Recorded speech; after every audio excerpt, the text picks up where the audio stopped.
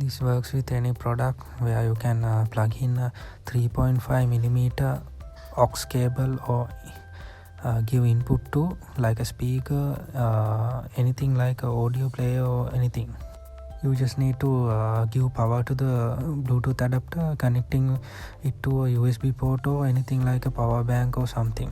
Even a charger would work with the 5V output.